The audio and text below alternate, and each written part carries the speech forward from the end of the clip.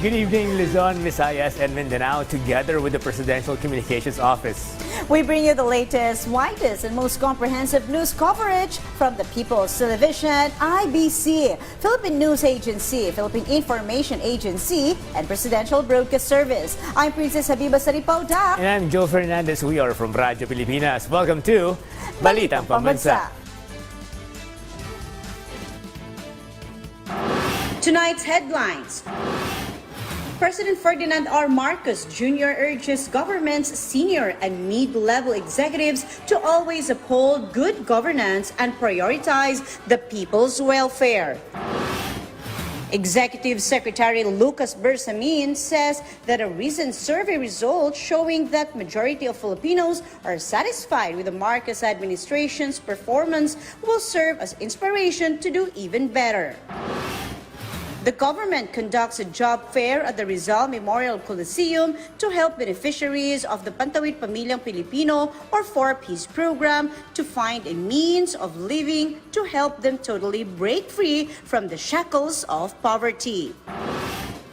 The National Security Council, or NSC, lauds the National Bureau of Investigation, or NBI, and the Armed Forces of the Philippines, or AFP, for the arrest of 5 Chinese nationals for alleged espionage.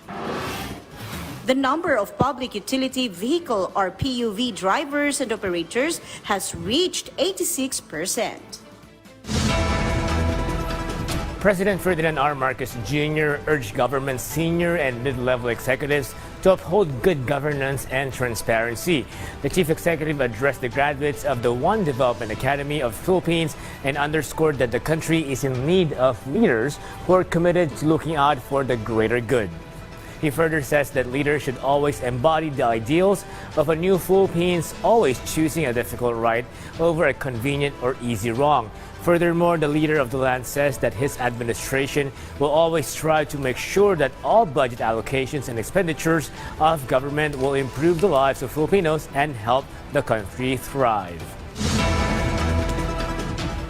On the other news, President Ferdinand Marcos Jr. thanked Gustavo Gonzalez, the outgoing United Nations or UN Resident Coordinator and Humanitarian Coordinator of the Philippines, for contributing to the strengthening of the relations of the Philippines and the UN. The leader of the land and the outgoing UN official met earlier and discussed the UN Sustainable Development Corporation framework for 2024 to 2028. Their discussion also covered the transition from Gonzalez to the incoming UN Resident Coordinator Arnold Peral. Likewise, the enduring and robust partnership between the country and the UN was highlighted in the meeting.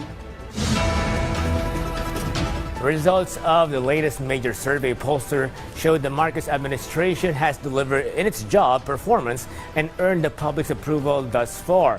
6 of 10 flashing up their thumbs, while 2 thinking otherwise or are undecided. All boils down to adequate and competent marks that anyone, anywhere will take anytime. Our Charms Espina says more.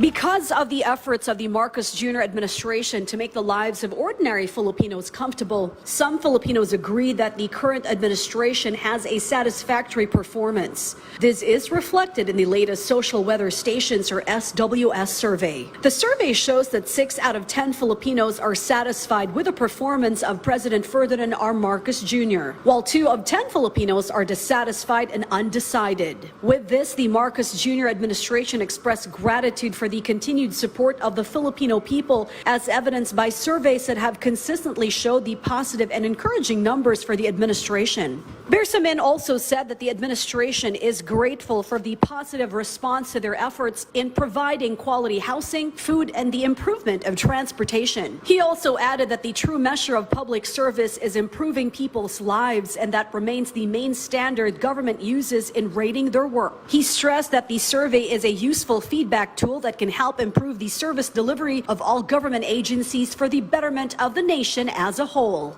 From PTV Manila, Charms Espina, Balitang Pambansa. DSWD's 4Ps or Patawid Pamilya Pilipino program is a government anti-poverty scheme that works and has been one of the most successful poverty mitigation programs ever. The self-help program provides qualified beneficiaries with monthly allowances to let them finish school and hopefully reintegrate themselves as productive members of society once they find work. But this time, the DSWD is taking it a step further by helping them find work, as our Rod Lagusad reports.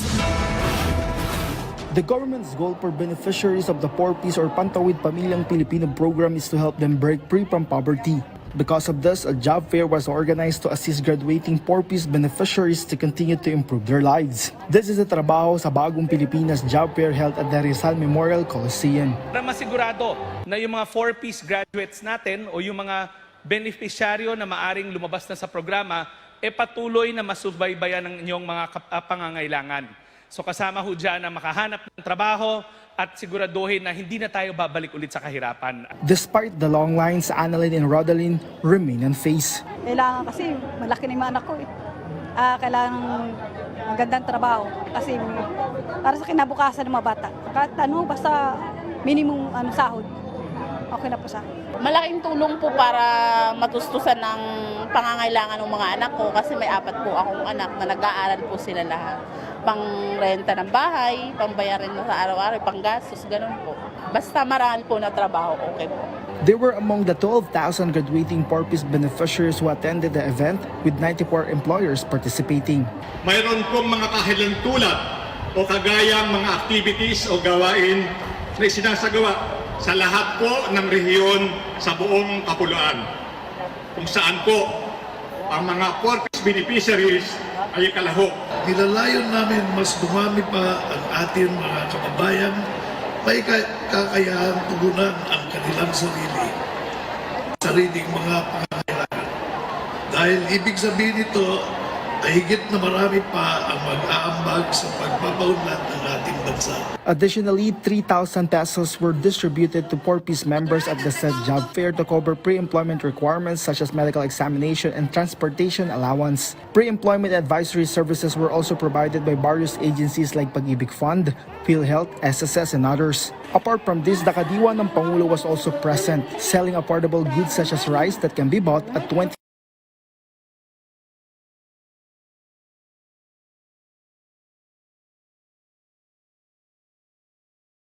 So, base po sa feedback natin at pag-iikot natin, talaga pong nakakatulong sa kanila ito. Overall, the Department of Agriculture aims to further lower rice prices. Ngayon, yung ating MSRP is nasa 58, pero bababa yan by February 5 to 55, by February 15 to 52, at by March 1, dapat ang pinakamataas na imported rice sa palengke ay dapat nasa 49 pesos na lamang.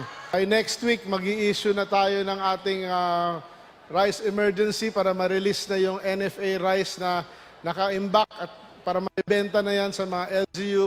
The target price for this rice is 38 pesos per kilo. From PTV Manila, Rod Lagusad, Balitang Pambansa. The latest roundup of Chinese eavesdroppers and serious threats to national security has drawn the praise and plaudits of the National Security Council. And though the NBI and AFP were front and center in the Dragon operations, they received complementary help from the National Intelligence and Security Authority, or NISA, and the Bureau of Immigrations. National Security Advisor and ex-Chief of Staff Eduardo Año was blown away by the extent of the eavesdropping and gathering of sensitive security data and information by the 5 arrested spies. Año added the latest arrests show the sobering reality of China's bad intentions to further inflict damage on the country's sovereignty, even as they willfully and maliciously encroach on the country's EEZ all the time. Likewise, Año is in full support of the president calling out China to put an end to their intrusive and illegal actions on the country. The Philippine National Police, or PNP, plans to meet with the Commission on Elections, or COMELEC, to clarify concerns about their Oplan Katok, an operation targeting unregistered and expired firearms. The PNP insists that the operation will focus only on gun owners with expired licenses, reminding them to renew their licenses and not interfere with politics or harass citizens. PNP Chief Romelo Francisco Marbil emphasized that only unregistered firearms will be targeted, and they have a database to identify those with expired licenses. Since 2024, the PNP has sent over 600,000 notices to gun owners, with more than 347,000 leading to license revocations. Po namin yung mga unregistered firearms. Hindi po lahat ng bahay kinakatok namin, ha. Yung may mga baril na hindi po lang i-register kasi gusto namin i-account. Kasi kung hindi mo ma-register, we have to get it. Yun yung baril na yan. Kasi, di ba, may mga tao dyan, nalilimutan nila. Asa na yung baril? That's the purpose ng katok. Presidential Advisor on Peace, Reconciliation and Unity Secretary Carlito Galvez Jr. thanked President Marcos Jr. for supporting the postponement of the BARMM parliamentary elections. Originally set for May, the elections has now been rescheduled to October 2025 through Senate Bill 2942, which Marcos certified as urgent. The House of Representatives has also proposed a similar bill. Galvez noted that the people of BARMM support the delay. He also expressed sorrow over the recent clashes between MILF members and our soldiers. I would like to challenge yung leadership ng MILF to discipline their people. Kasi dapat hindi nila pinapabayaan na magkaroon ng mga lawless elements sa mga areas nila.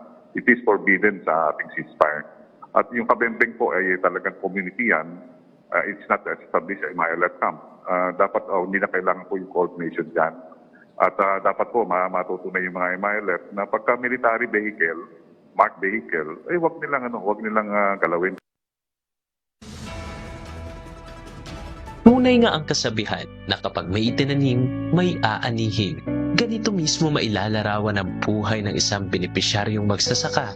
Tangan-tangan ang istoryang kakalabit sa inyong mga puso. Alamin natin ang kwento ng isang magsasaka na mistulang nagpula ng isang pinhi na ditlikan ng talisay na hangarin hanggang sa yumabong at namunga. Ngunit paano na lamang kung humantong sa isang sitwasyon na ang nagtanim ay mistulang maging gaya na lamang ng isang puno o halaman na malalanta na lang ng tuluyan at lilisan. Cancer yung sakit ni mama. Tapos nakuha na siya ng tubig. Magkaganon pa man, sa kanyang pagsasakripisyo, hindi maisasantabi na lamang na mayroong maiiwang bunga na aanihin ng mga nangulilang pamilya. Malaking pasasalamat po namin ng aming pamilya kay President Bongbong Marcos at sa kay Secretary Conrado M. Estrella III dahil po sa i-award nila na e-title para kay Mama kahit wala na po siya. Sa ngayon, siguro kasi wala na si Mama, yung talagang lahat ng pinaghirapan ni Mama para kami ay yung umani. Ito ang kwento ng namayapang magsasakang benepisyaryo na si Gloria Cueva. At ito ang binhi ng pag-asa.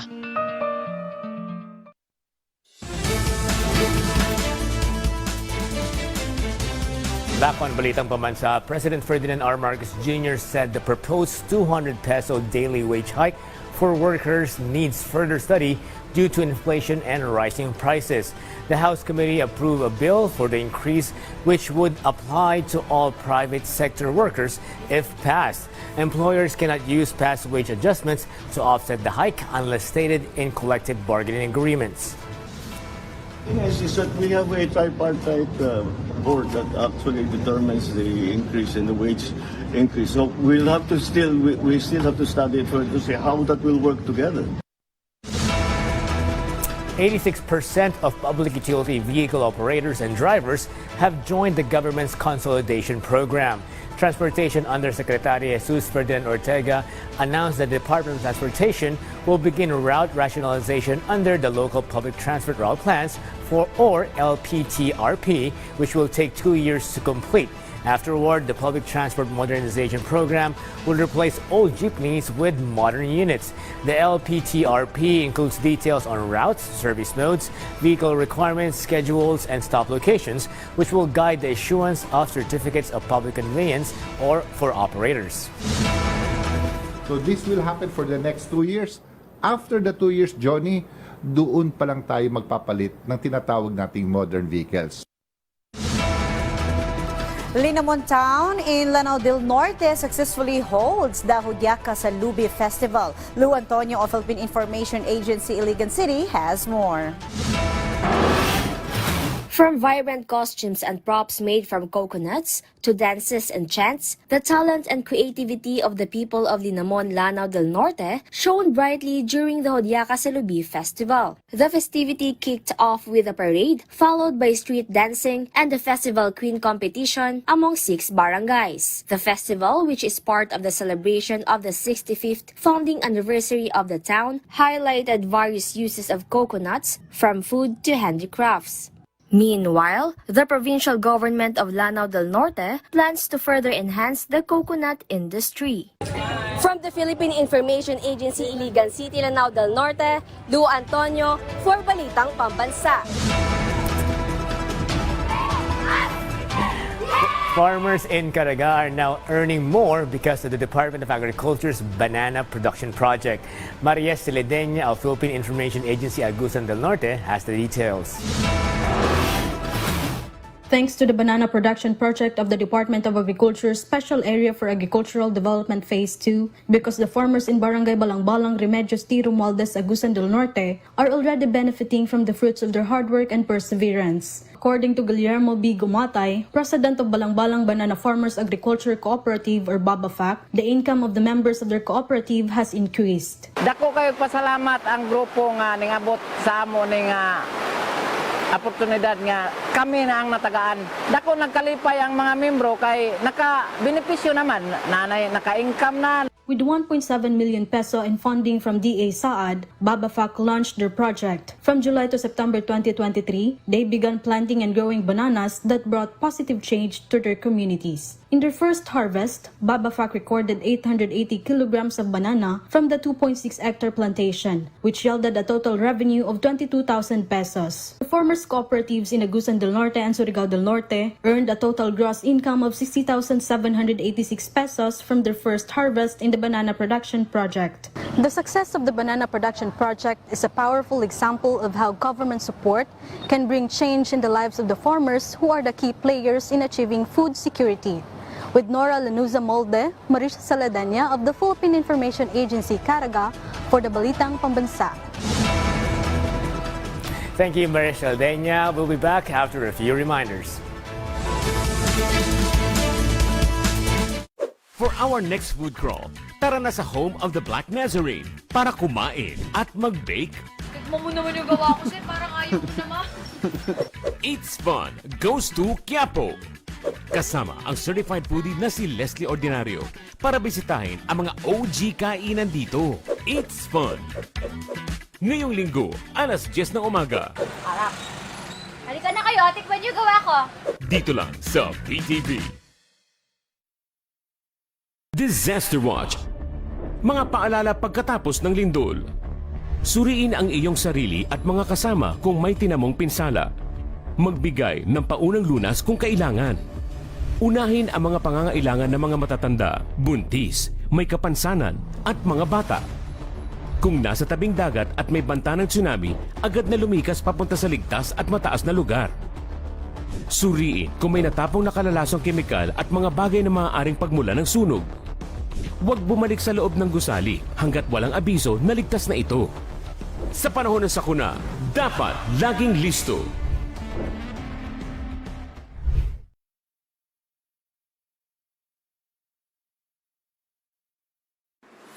Diskarteng pangkabuhayan ba ang hanap mo?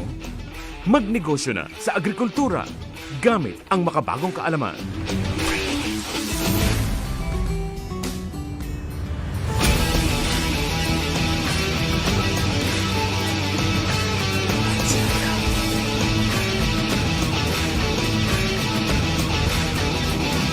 Mag-agri tayo.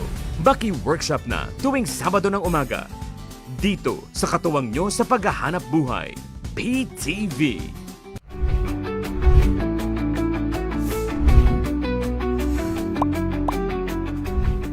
Ngayong darating na halalan, pipili na tayo ng mga bagong kinatawa ng ating lehislatura na bubuo ng 20th Congress ng Pilipinas.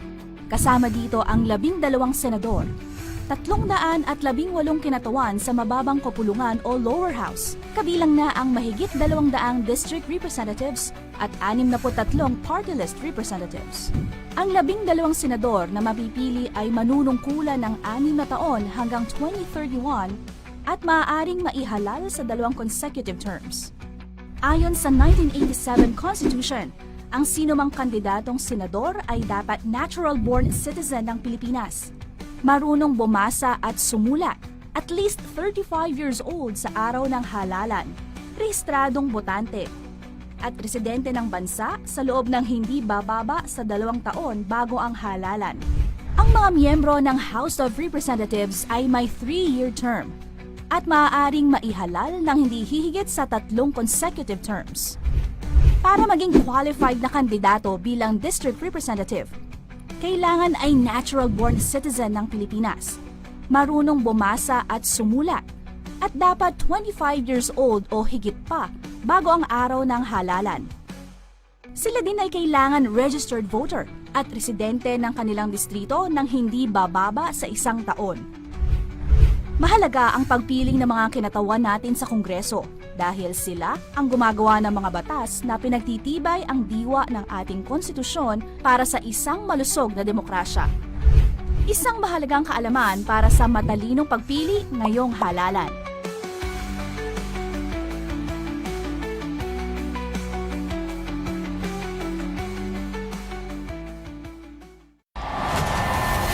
Sa oras ng himala, mararanasan ang tunay na himala. Wheelchair, ngayon po siya na po nagtutulak na kanyang wheelchair. 3 months na daw po siyang lumpo.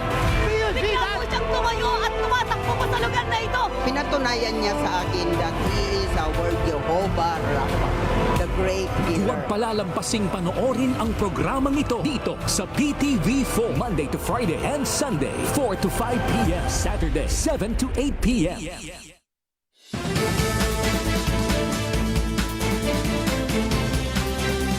And we are back. Angeles City launches an emergency response app that is free to download on the local government unit's Facebook page. Aldrin Molyari of Philippine Information Agency Centro Luzon has more.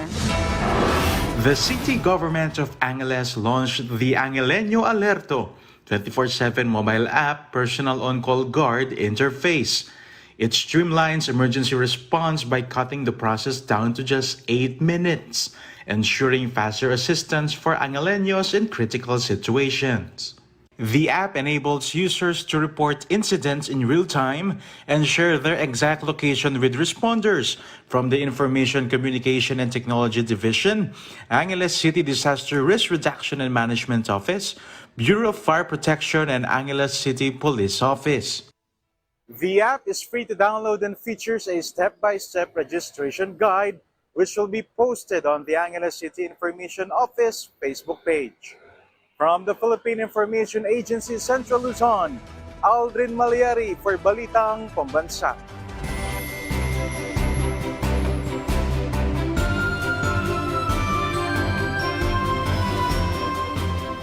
And for our weather update, based on Pagasa's weather forecast, northeast monsoon affects northern and central Luzon, while the rest of the country will affect by easterlies. Cloudy skies with rains will be felt in Cagayan Valley, Cordillera Administrative Region, Aurora, and Quezon. Metro Manila, Ilocos Region, rest of central Luzon, and the rest of Calabarzon will experience partly cloudy to cloudy skies with isolated light rains. Due to easterlies, Bicol Region may encounter cloudy skies with scattered rain showers and isolated thunderstorms, while the rest of the country will felt partly cloudy to cloudy skies with isolated rain showers or thunderstorm. And that concludes our rundown of the latest, widest, and most comprehensive news and information from all across the nation on a Friday, partner. From Yes. Radio Pilipinas, I'm Joe Fernandez. Wait, tomorrow it's February 1 and it's National Hijab Day. This is your trusted news source, always ready to inform and serve the Filipino people. Catch Balitang Pambansa again tomorrow or next week at 7 a.m., 12 noon, 6 p.m. and 9:30 p.m. for more updates and developments. From Radyo Pilipinas, I'm Princess Abiba Saripaudak, and this is Balitang Pambansa.